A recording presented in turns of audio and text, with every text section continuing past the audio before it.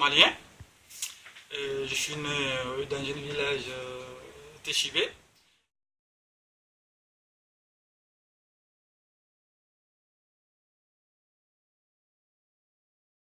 Je suis en France depuis en 2001 et jusqu'à aujourd'hui. Donc là, j'ai vécu ici, ça fait 15 ans.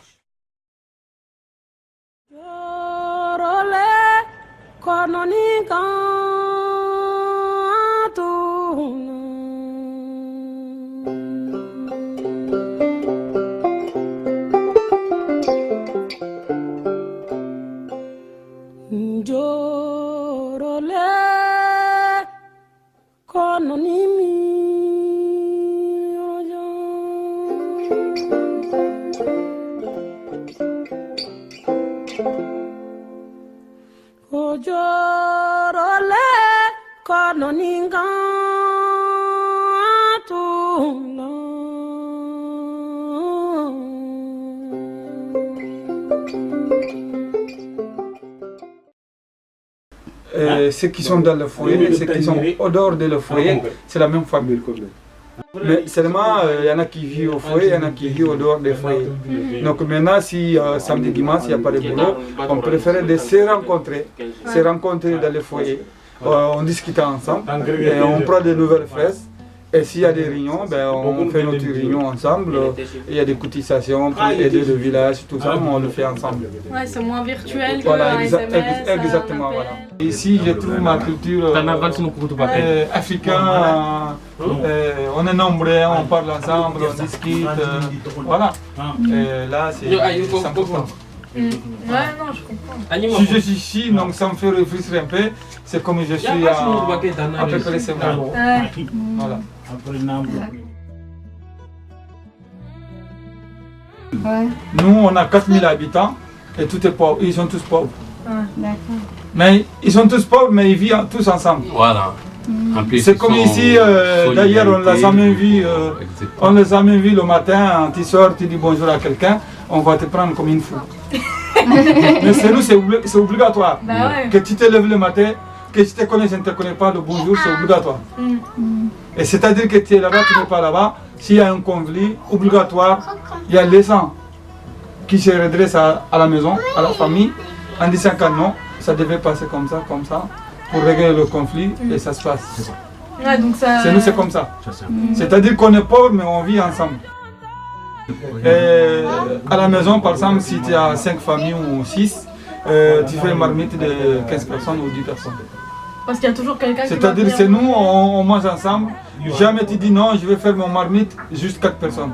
Et quand la marmite il sera bouillir, il y aura 3 personnes de plus. Donc toujours c'est comme ça. Vous pensez toujours à celui qui n'est pas là. Voilà. Et il y aura toujours à manger, on ne le met pas à la poubelle. Bah ouais. Voilà. En plus, on est tous mangés ensemble, quoi. Ouais, ça c'est convivial. Ouais, Dans le bol. Voilà. Dans le bol, comme ça, un bol aura. Mais et ici, souvent, ça reste, ils le mettent à la poubelle. Ils ne donnent pas à quelqu'un. Le médicament, ils prenaient encore plus. Ils ne l'utilisent pas, ça va périmer, ils veulent le mettre à la poubelle. Ben nous, voilà, on est pauvres, mais voilà. Ils gaspillent pas. Voilà. Ouais, ça... C'est ça le problème. Bah, c'est une richesse. Ben, on peut dire oui. Ouais. On peut dire.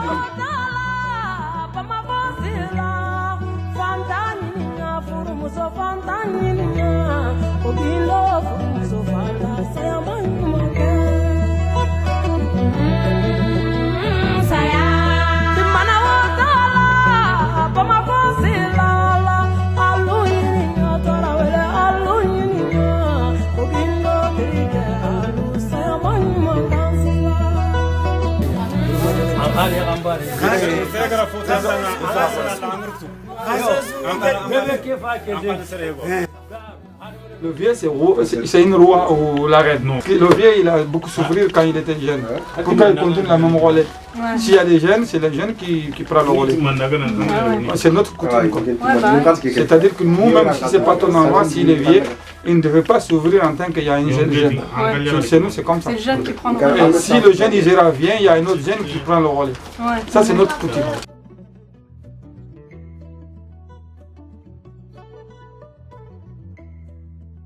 Moi, je suis toute seule, j'ai une femme qui m'attend, j'ai des enfants qui ne me voient pas tous les jours, donc là, ça manque. Mais souvent, il y a des choses qu'on le fait, on est obligé. Sinon, c'est pas une vie. On est obligé? On est obligé. C'est quoi que... Voilà, l'obligation, parce que je suis là pour eux, je travaille, je gagne ma vie, vous faites nourrir les enfants, vous faites nourrir la famille, l'école, il faut les financer pour qu'ils partent à l'école, il ne faut pas qu'ils vont être comme son père qui n'a jamais été à l'école. Voilà. Et si je dis, ah j'en ai marre avec ça, il faut que je rentre, je vais aller plus près de mes enfants, oui, ça peut se faire. Mais voilà, donc ils vont devenir comme moi parce que je n'arrive pas à avoir toutes les conditions de leur financer leurs besoins. D'accord, donc tu te sacrifies pour eux. Exactement. Il faut bien que si je me sacrifie, peut-être ça va arrêter à mon niveau. C'est pas une vie, mais il faut bien que ça s'arrête. Un des caps de ne pas être sans y aller à l'école. Voilà. Donc ce qui compte le plus pour toi, c'est leur éducation. J'arrive quand même pour les encadrer, pour qu'ils sortent d'un bon niveau, qui n'est pas être à mon cas. Parce que moi je n'ai pas été à l'école, tout ce qui est à mon génération, à ce moment, il n'y avait pas de l'école à Téchibé.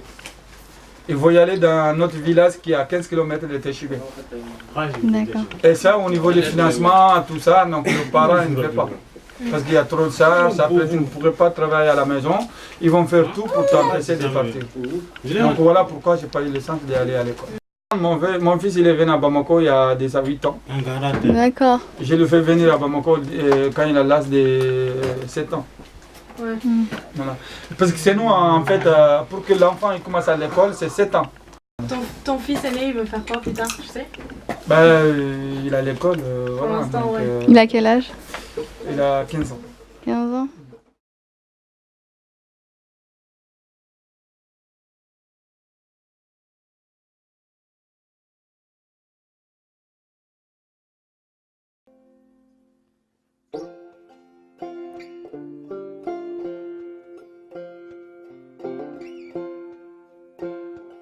Sans les gens, je ne peux pas vivre.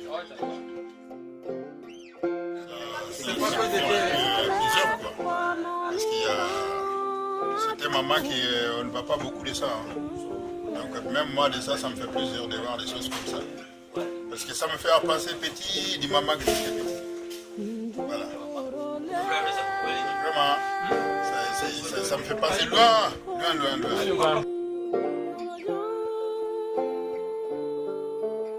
Au niveau de Téchibé, c'est là où je suis grandi et je suis né d'abord, grandir.